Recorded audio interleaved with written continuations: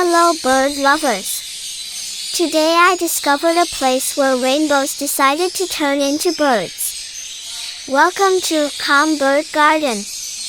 Nestled between two mountains, this paradise is home to over 2,000 birds of 100 species, from colorful parrots like tiny painters to majestic eagles that seem like sky guardians. Adults always say, freedom is priceless.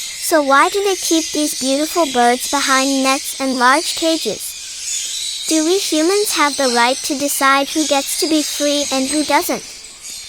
Birds remind us that having wings doesn't mean you can fly. Many of us humans have wings too, we call them dreams, yet we've imprisoned ourselves in cages of routine and work. Maybe this bird garden is a mirror showing our own condition. We live in comfortable but limiting cages, forgetting what we were meant to be. Tell me, if all cages were opened one day, would the birds stay or fly away? And more importantly, could we escape our mental cages?